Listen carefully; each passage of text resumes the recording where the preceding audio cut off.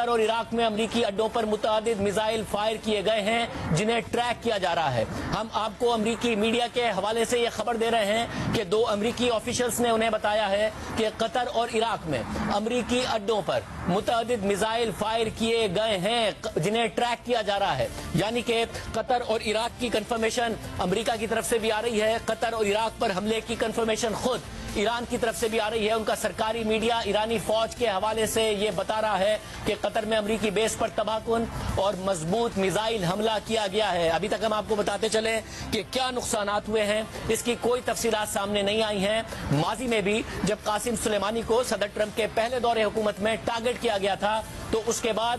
ایران نے حملہ کیا تھا اور عراق کی بیس پر ہی حملہ کیا تھا، مگر اس میں کوئی نقصان نہیں ہوا تھا، اور بعد میں صدر ٹرمپ نے یہ دعویٰ کیا تھا کہ اس حملے سے پہلے ایران نے امریکہ کو بتا دیا تھا کہ ہم آپ کے کسی جو ٹروپس ہیں اس کو نشانہ نہیں بنائیں گے، معمولی نقصان ہوگا، جس کے بعد ایران نے حملہ کیا، ٹروپس کو نقصان نہیں ہوا تھا۔ اور اب ایران کی طرف سے امریکہ کو جواب دیا گیا ہے اور 2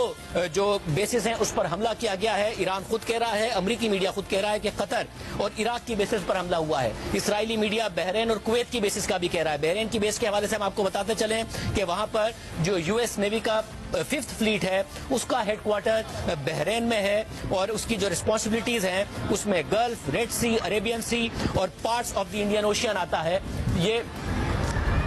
اور جو ہم آپ کو اس وقت مناظر دکھا رہے ہیں وہ عالمی خبر رساں ادارے رائٹرز کی طرف سے جاری کیے گئے ہیں۔ آفیشلی جو مناظر ہیں اس وقت آپ اپنی اسکرین پر دیکھ رہے ہیں کہ کس طریقے سے ایران کی طرف سے امریکی بیسز پر یہ میزائل داغے گئے ہیں۔ بحرین پر ہم لوگ کا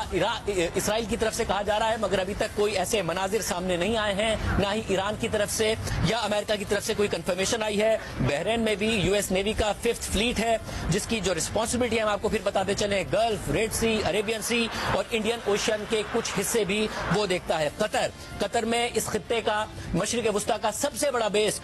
موجود ہے جس پر حملے کا ایران کی طرف سے دعویٰ کیا جا رہا ہے اور جس کے مناظر بھی آپ دیکھ رہے ہیں، اور وہ سینٹرل کمانڈ کا ہیڈ کوارٹر ہے یہاں پر، جس کی جو ذمہ داریاں ہیں وہ اس خطے میں ایجپٹ سے لے کے قازقستان تک، جبکہ مڈل ایسٹ کے بہت بڑے ایریا تک آتے ہیں، اور 10,000 ٹروپس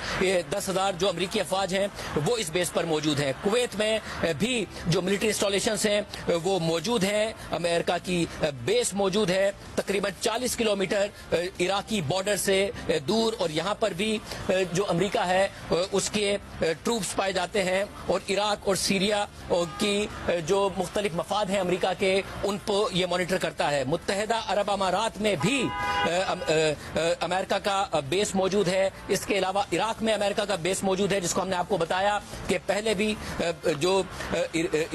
امریکہ نے جنرل قاسم سلیمانی کو مارا تھا، اس کے بعد ایران نے جو عراق میں بیس ہے اس کو ٹارگٹ کیا تھا، مگر اس میں کوئی بڑا نقصان نہیں ہوا تھا، اور بعد میں صدر ٹرمپ نے دعویٰ کیا تھا کہ اس حملے سے پہلے ایران نے بتا دیا تھا، فیس سیونگ کے لیے یہ حملہ کیا گیا تھا۔ سعودی عرب میں بھی امریکہ کا بیس موجود ہے جس میں تقریباً 2321